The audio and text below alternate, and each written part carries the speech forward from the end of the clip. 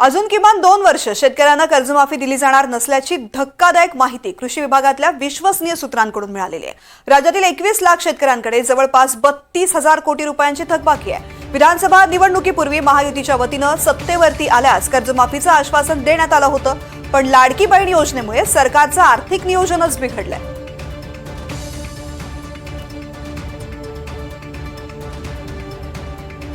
आणखीन 2 वर्ष शेतकऱ्यांना कर्जमाफी मिळण्याची शक्यता नाही अशी माहिती समोर आलेली आहे। कृषी विभागातील विश्वसनीय सूत्रांकडून ही माहिती मिळते। याआधी मोठं आश्वासन सत्तेमध्ये येताना सरकारकडून देण्यात आलेलं होतं, मात्र सद्यस्थिती जी समोर आलेली ती धक्कादायक आहे। आणखीन 2 वर्ष शेतकऱ्यांना कर्जमाफी मिळू शकत नाही। शेतकऱ्यांकडे जवळपास 32,000 कोटींची थकबाकी आहे आणि त्यामुळेच सरकारकडे निधी उपलब्ध नाही आणि त्यामुळे शेतकऱ्यांना कर्जमाफी मिळणं अशक्य आहे। मोहसिन शेख या संदर्भातली माहिती देतात। मोहसिन, खरं तर बळीराजा सरकारकडे लक्ष लावून बसलेला आहे, कारण मोठ्या प्रमाणात कर्ज झालेलं आहे, कारण मोठ्या प्रमाणात नुकसान सुद्धा नैसर्गिक आपत्तीमुळे झालेलं आहे आणि अशा पार्श्वभूमीवरती ही धक्कादायक बातमी।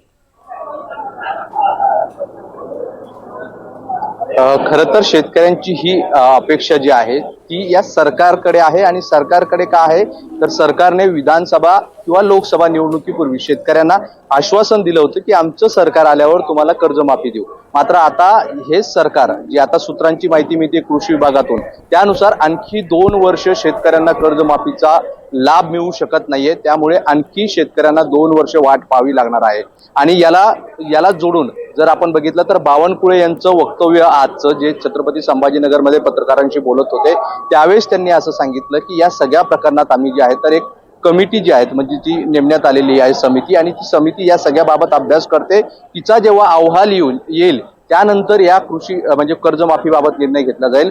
अनेक असे शेतकरी आहेत ज्यांना या कर्जमाफीची गरज नाहीये, अशा सगळ्या लोकांना बाजूला करून जे खऱ्या जे शेतकरी आहेत ज्यांना कर्जमाफीची गरज आहे अशा शेतकऱ्यांना याचा लाभ व्हावा यासाठी सरकार प्रयत्न करत असल्याचं त्यांनी म्हटलेलं आहे। त्यामुळे आता हे जे समिती आहे तिचं सर्वेक्षण कधी पूर्ण होईल आणि कधी कर्जमाफी मिळेल हे देखील प्रश्न निमित्त होतंय आणि ज्या पद्धतीने माहिती मिळते त्यानुसार आणखी 2 वर्ष या सगळ्या कर्जमाफीला लागणार आहे। आणि यावेळेस बावनकुळे यांनी आणखी एक महत्वाचं वक्तव्य केलेलं आहे की ते म्हणजे या सगळ्या शेतकऱ्यांचं जे आहे तर सर्वेक्षण करताना 2 लाखापेक्षा आपण बघितलं तर 2 लाखांपेक्षा कमी असलेल्या शेतकऱ्यांचा ऑलरेडी कर्जमाफी केली जाते हे असं सरकारचं धोरण होतं गेल्या वेळेस।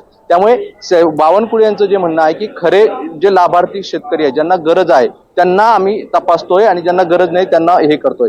तर ह्या सगळ्यात तुम्ही प्रश्न असा या निमित्ताने उपस्थित होतोय की जर तुम्ही 2 लाखांपेक्षा कमीच जर कर्जमाफी करणार असाल तर तुम्ही ही सगळी यंत्रणा तुमची खरे लाभार्थी कोण आणि ज्यांना गरज नाही हे कसं शोधणार, ह्या सगळ्या अनेक प्रश्न आहे आणि त्यामुळे कुठेतरी आता या सगळ्या कर्जमाफीला आणखी 2 वर्षांची वाट पाहावी लागणार आहे। आता समिती कधी सगळं अहवाल देणार हे पाहणं महत्वाचं असणार आहे। मात्र ज्या पद्धतीने विधानसभा असतील किंवा लोकसभा निवडणूक असतील या काळात महायुतीने शेतकऱ्यांच्या कर्जमाफीची आश्वासन दिलं होतं। आता या मुद्द्यावरून अनेक शेतकरी संघटना आक्रमक होताना पाहायला मिळतात।